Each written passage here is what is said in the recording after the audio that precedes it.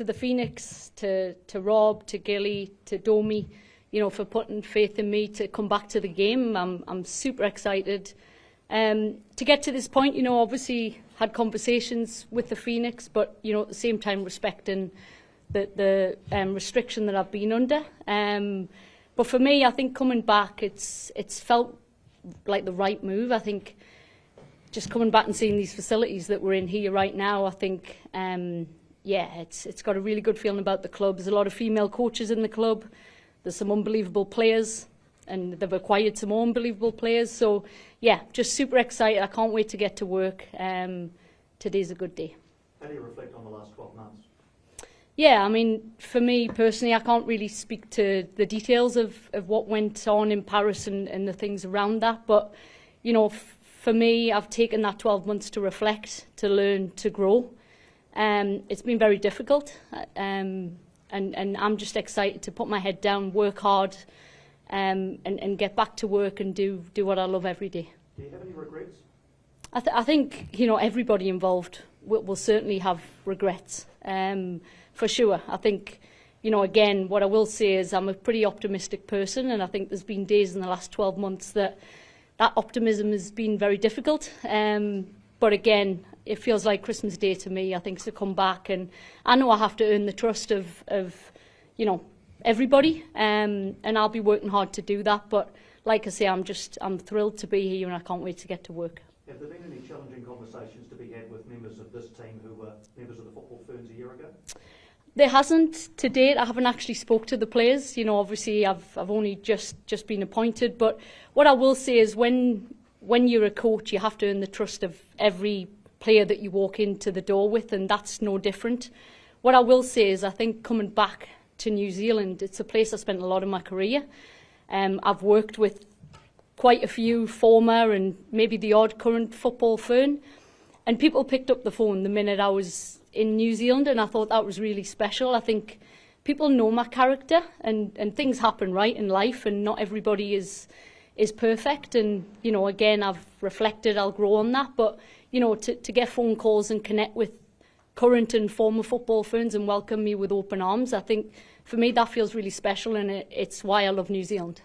Just on that, I guess you touched on the players, but fans maybe a little less forgiving and understanding. Do you feel like you maybe owe it to the fans to do something good with this club? Yeah, absolutely. I think what I do know is I spent a lot of time at Porirua Park, Christmas onwards, and absolutely love that. It's a real fortress. I think really passionate fans who really care about their city, their club, and all I want to do is put a smile on their face and just work hard and really represent this city, but also this country. I want this team to be New Zealand's team, and I want to create a moment where everybody knows where they were in that moment. It's not easy. It won't be easy. We know that. But absolutely, I think I want to meet the fans. I want to get them on board and get behind this team. And I think also I want the players, the unbelievable players that are at this club, to be the face of this team. And I don't want anything that's gone on in the past 12 months to take away from actually the great work that this club and these players are doing. People could look at your resume, age groups with Canada, head coach of Canada, assistant of England, and think, why the Phoenix? What attracted you to the Wellington Phoenix? I think I've talked about the club and what they're doing, but for me, New Zealand has a huge place in my heart. They've given a lot to me in my career. Started here in Wellington, 2008, then went on to work with New Zealand Football and worked really hard on the whole of football plan and coaching courses and that sort of stuff. My family are from New Zealand. My wife's a Kiwi, played for New Zealand, is from Wellington. Now my little boy is a Kiwi. So I think for me, this country's got a big meaning to me. And I want to make this country and this city proud. But also Wellington has a rich history of producing some unbelievable players. Wendy Henderson, Maureen Jacobson, Sarah Gregorius, CJ Bott, the list goes on. And I think for me, Wellington is a football city. And I think the last thing I'd say on that is I've spent my career at international level, right? And that's different. You win a game, you lose a game, you have to wait months before you're back together. I think I wanted a challenge where every day I'm on the pitch, because I think that's where I get my energy, being around players. And that's a new challenge for me. It's not going to be easy, and I wanted a challenge. Given how much, you say New Zealand means to you, spent so much of your career here, does it make what happened in France sadder, given who it was against? Absolutely, yeah. Were there reservations about moving to New Zealand, knowing that you wouldn't be escaping the spotlight of what happened? Do you know, I think, yeah, when we relocated, it was very difficult. I think, I didn't leave my house for a month in Canada. But yeah, relocated, and I didn't think twice. I think New Zealand is a really special place with some special people. It was nice to get away, I think, and spend the first probably 5 months away from probably a football community, but just, on a beach in Rangiora, and yeah, where the world sort of, doesn't leave you alone, but you're out of the spotlight. And then I think at the turn of Christmas, moving up here, it just feels like a full circle moment. Yeah, like I say, I have a lot of history in this country. Really love the people, love the culture, and I'm really pleased to be part of the Phoenix fan now. What's the reaction been like? You mentioned the difficulties in Canada. What's it been like moving to New Zealand and the reaction from people there? Like I say, I think the football world is a small world in New Zealand. The community's tight, and obviously I've been to Pororua Park. I've been in and around football people. I was at the game here with the All Whites and in the New Zealand football box there, and speaking to people that I connected with somewhat 10 years ago. And yeah, what I would say is I think people know me and know me as a person and understand the wider context. But yeah, I think, for me, I want to get back to work, and I want to get on the pitch and do what I love again. What is the wider context of what comes to life? Yeah, I think, for me, I can't speak on the details relating to it as much as I would like to. But yeah, I think for me, for everyone involved, I think for the respect of the players at this football club, I want to move forward and talk about football. And where are things at with Canada and soccer? Yeah, there's nothing to note there. I can't talk about anything relating to that. Can you just clarify that timeline of coming to New Zealand? So you were in Canada for a month. Was it purely family decision to come back to New Zealand, was it? Yeah, I think, for me, I didn't feel safe. I think that's been brutally honest. I think it was very difficult for my family, and, I have to live with that. I have to wear that. And for me, we just, wanted to get around family. And what I will say in everything, there's opportunity, and I've spent some unbelievable time with my little boy. I spent a lot of time on the road. Those moments I won't get back. So yeah, I think to be around family and just work on yourself. I think, when you've been through something like that, and, yeah, I think it's important to reflect, grow, and now I feel ready. I've got that itch, and like I say, it's like Christmas Day to me today, to go back and do what I love. And I'll be forever grateful to the club for getting me back into the game. You didn't feel safe in Canada. What do you mean by that? Yeah, I think obviously it was an absolute media frenzy. You've got people knocking at your door and everything, and I've got a little boy, and I think, yeah, without going into too much detail, it was very difficult. And like I say, I think for my family, and that's the most important thing to me, I think we knew we had to get out of that country and just, yeah, I guess, be your family and focus on us. What do you think is the key things that you've learned from this whole situation that you can take into your future coaching career? Yeah, I think, for me, I think there's certain values that, I hold. And unfortunately, things around me have clouded my judgment in that moment. And I think, I think for me personally, I just want to get back to, I love working with people. I love getting the best out of people. I love being on a football pitch. And I just want to create a special moment for this city, for this country, and move forward. On paper, people might see the A-League as a step down, but do you see this as a career reset and a way of starting again, I guess? Yeah, absolutely. I think it's a really competitive league. I think going to the games, you can't pick who's going to win on any given day, and I think that's the place where you get the best out of yourselves, in games where you challenge yourself week in, week out. And that's something I've always sort of believed in terms of like when I've coached international teams, target and playing some of the best teams in the world regularly. So yeah, I think it's a difficult league. I think you've got different complexities, right? I think Wellington, you travel into an international fixture every second week maybe, heat, time zone changes, visa plays, and trying to blend that culture and getting that right. I think there's a lot of challenges, and it's a different challenge. And like I say, I just want to get my head down, want to work hard and replay this club and the faith that's been put in me to lead this team. It's a huge honour and privilege, and I take it seriously. If you are to leave the club in 2 years at the end of the contract, where would you want to be leaving the Phoenix in 2 years' time? Do you know, I haven't really thought about that. I've thought about, you know, this season and getting to work.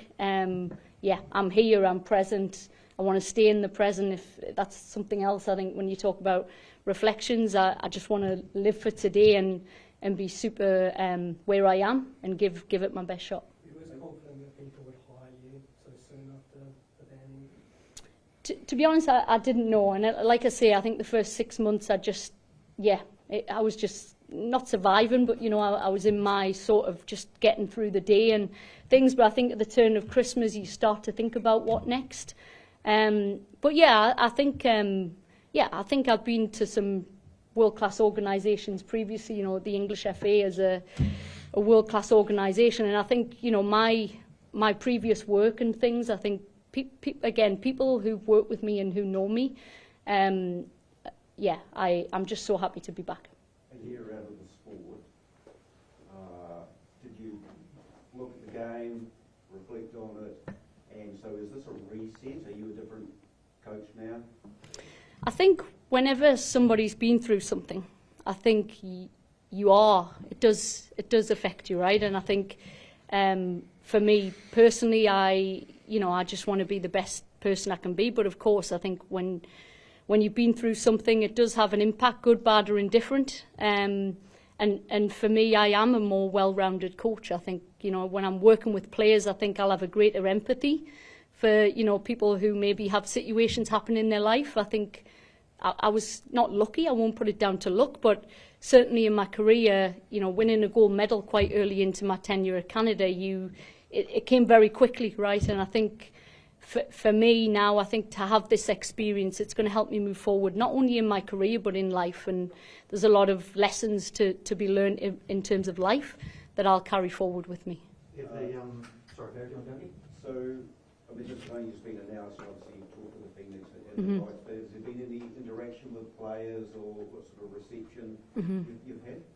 Yeah, I think from this point forward, my plan is to sit down with every single player and get to know them one-on-one. I've obviously had to respect the ban, but yeah, my first thing is to sit down with every player and really get to understand who they are as human beings, and, you know, really start to try and pave a way forward, and then get the whole group together, obviously for pre-season, but I think before that I'd love to get everybody on a Zoom call and some in face-to-face and really start to map out the vision for the team and who we're going to be and what we're going to look like. And I'm excited for that part. I think I've missed that part of working with players. If you, the team's obviously got close to the playoffs last couple of years, hasn't quite been able to make it. The things you mentioned before, travel, heat, time zones, integrating visa players, they're all still there. What are the keys to turning this into a playoff team? Yeah, I think, you know, what I will say is I must credit the work that Paul and Natalie before me did that. I think, you know, this club has grown over a 5-year period, and I feel like they've done it really well. They did some tremendous work. There was times last year I was at the games and I felt we were the better team and just maybe didn't come away with the result. So I think for me, I have experience. Obviously, North America, you get on a plane and it's 5-6 hours most times, time zone changes, weather changes. So I have experience in that space. I think we've got world-class facilities to help us with that. So yeah, I think for me it's going to be really setting the vision and, to be honest, really setting the challenge high and the standards high. And I think just with some of the recruitment and players coming in with their level of experience, that's going to be a great blend of knowing what it means to play for the city, with some international experience, with some added quality. I think you've got to blend all those things together. But I think my experiences will help me in some of the challenges that we've had to navigate. But don't get me wrong, I don't feel like this is just roll into it and we're off and, you know, it's an easy run. I've seen that league, and football has a funny way of, you know, challenging you. You look at the winners last year, Central Coast Mariners. You know, I think Emily did an unbelievable job to come away with that title, and that was a together team. And I think team spirit and togetherness is critical for any team that goes to win. I know that, I've experienced that, and that's the first thing that we have to get right. Gilly, we know Bev's, you know, CV and resume as a coach. Was there reservations as a club given what happened, you know, 12 months ago? No, not at all. Yeah, we had conversations, obviously. You know, we discussed what had gone on, and as Rob alluded to, you know, we're completely comfortable with who Bev is, who she is as a football coach, who she is as a person, and we're thrilled to have her at the club. Did you imagine a coach of, you know, Bev's credentials being at the Phoenix? If you'd asked me this 12 months ago, I would have said, no way, Jose, right? But, you know, fate works in mysterious ways, and to have her here in Whitby and now able to coach the Phoenix is just, you know, it's perfect. And Bev, for you, I know, you know, you've been out with the 12-month ban and that sort of thing, but did you have any say or any interactions in terms of all of these players that have been brought into the club this year? No, I think for me, you know, being out the game for 12 months, I wanted to respect that and make sure that that's what it was, 12 months. And, you know, I think Amy, Emma, Gilly have done an unbelievable job of securing the signings that they made. I think there's a philosophical alignment in terms of the type of player and the behaviours that we'd look for, and I think what they've recruited so far is absolutely that. So no, I didn't, but I'm really happy with the people that have come through the door, with the few more to come. Gilly, what has been the reaction from players when you've spoken to them about signing, knowing there's been a lot of speculation of people's going to the coach? Yeah, look, I think obviously the vision that we put forward as a football club, you know, people talk around the league in terms of the facility that we have here. Tom Samani obviously, you know, wrote his article a couple of months back, putting us in the top 3 with the, you know, Melbourne Victory, Melbourne City. So, you know, with the investment that the owners have put into the program, with the coaching staff we already had on place, you know, you guys have helped with the speculation and sort of telling everybody that Bev was probably going to be the coach. So, you know, that probably helped a few. So, yeah. When Bev turned up in Wellington, obviously there was the connection with him, has got a job with the club. But at what point did you think, you know, we could be in with a shot here of making sure I get some coach? Yeah, I think first time we had a conversation would have been, you know, reasonably close after the season had finished. We had coffee. You know, we sat and talked for about an hour, I think it was, and you know, obviously you got a sense for the character, a sense for the person. You know, that sort of winning mentality and who she was really shone through. And you know, you never know where it could potentially lead to, particularly with a person of Bev's calibre. But you know, within a couple of weeks, I think we were all sort of aligned that this is something that could happen. And Bev is a strong roster already that you're going to be coaching. Where else do you need to strengthen for the full squad is complete? Yeah, I think, you know, we probably midfield and another forward, I think, is something we've talked about. You know, and we do have some in the pipeline that, you know, in the next week or so, I think we'll look to announce. But yeah, I think overall the theme would be experience. Obviously, you've seen the signings that we've made to date. I think some quality. You look at Samba, you know, as a number 9. I think that really can bolster that side of it. But I think more importantly, I think the character, the work ethic, and a real positive forward-thinking players has been something that I've seen from the signings that the club have made, but also for the signings that are to come in the coming weeks. How important is it for you that this team's successful, that, you know, people in 12 months' time aren't talking about it? Yeah, absolutely. I think, you know, the success hopefully takes care of itself, but I think what sits inside the success is just as important to me. I think when someone turns up to Pororua Park or tunes in on TV, I think there's certain values and things you'd like to see from a team that I think captures the hearts of people who watch football matches. You know, it's often hard work, it's people who show individualism and bravery to do things on the ball. I think that's the side of it, plus the stories of the players off the pitch. You know, you look at someone like Samba, Vic Essen. You know, there's certain stories behind all of these players, whether it be coming back from injuries, where they've grown up. There's something inside that as well that I think can inspire young players and young girls and boys to take up the game. So I think it's, yes, the results, of course, that's what people, you get a bigger following and all the rest of it with results, but I also think it's the little things that sit inside that that lead to results. They're the things that I'll be chasing every day that I know that leads to winning.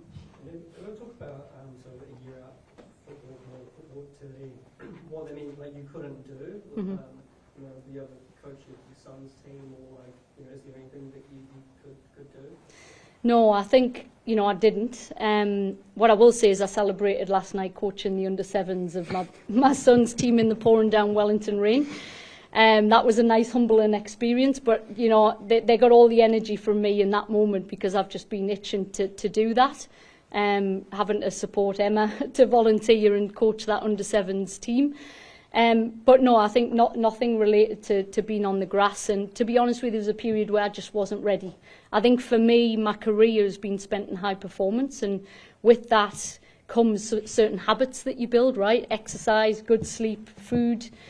And in the toughest moments, those were the things I knew I had to get out of bed and do. And I think for me, I've always been big on learning and bettering myself. And there's been periods of podcasts, courses, that sort of thing, when I felt ready, and that was at the turn of Christmas.